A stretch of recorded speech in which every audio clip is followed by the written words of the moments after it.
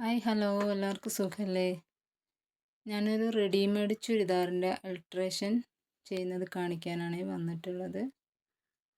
ചുരിദാർ ഇതുപോലെ മറിച്ചിട്ടെടുക്കണം. മറിച്ചിട്ടിട്ട് നിവർത്തി വെച്ചിട്ട് നമുക്ക് അടയാളങ്ങൾ നോക്കാം, അളവുകൾ നോക്കാം. ആദ്യം നമ്മൾ ചെസ്റ്റ് അളവാണ് നോക്കുന്നത്. ഈ ചുരിദാറിന് ഇതിൽ ടോട്ടൽ ചെസ്റ്റ് നമ്മൾ ആദ്യം നോക്കാം എത്രയുണ്ടെന്ന്. ഇതുപോലെ ടേപ്പ് ഇങ്ങനെ ഫുള്ളായിട്ട് എത്രയുണ്ട് ടേപ്പ് ഇങ്ങനെ പിടിച്ചിട്ട് എത്രയുണ്ടെന്ന് നോക്കാം. എനിക്കിത് 24 ഇഞ്ചാണ് ടോട്ടൽ ചെസ്റ്റ് കാണിക്കുന്നത്. അതിന് എനിക്ക് 20 ഇഞ്ചാണ് ചെസ്റ്റ് അളവ് വേണ്ടത്. ഇതിന് 4 ഇഞ്ച് മൈനസ് ചെയ്യണം. അപ്പോൾ ഞാൻ രണ്ട് ഇഞ്ച് രണ്ട് ഭാഗത്തായിട്ട് 2 ഇഞ്ച് വീതം ഇതുപോലെ അടയാളപ്പെടുത്തി ചെസ്റ്റിൻ്റെ ഭാഗത്ത്.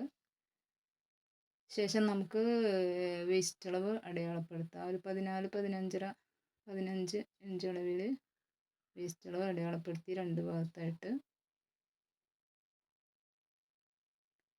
അവിടെയും നമുക്ക് എത്രയുണ്ടെന്ന് നോക്കാം ടോട്ടൽ.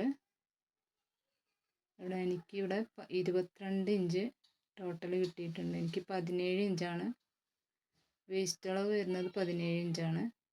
അപ്പോൾ അതിൽ നിന്ന് നമ്മൾ 22-ന് 5 ഇഞ്ച് മൈനസ് ചെയ്യണം.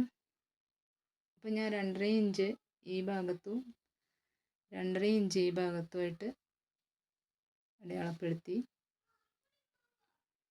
പിന്നെ നമുക്ക് ഹിപ്പിൻ്റെ ഭാഗത്ത് ഓപ്പൺ വരുന്ന ഭാഗത്ത് എത്രയാണോ ലെങ്ത്തിൽ ഓപ്പൺ വെക്കുന്നത് അതിനനുസരിച്ചിട്ട് അടയാളപ്പെടുത്തുക രണ്ട് ഭാഗത്തും.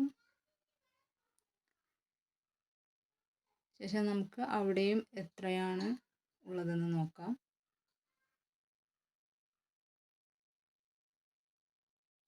എനിക്കിവിടെ 23.5 ഇഞ്ച് ഉണ്ട്.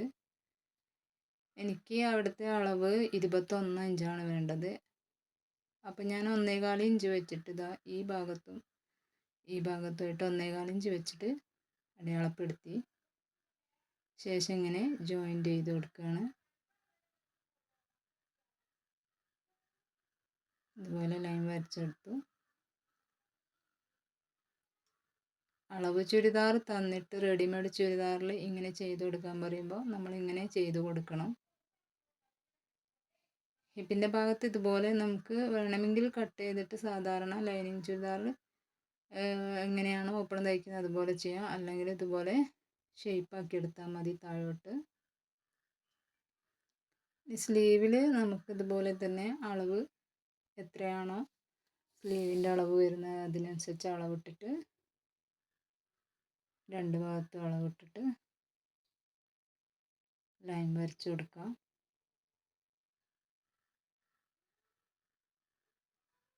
രണ്ട് സ്ലീവിൽ ഇതുപോലെ.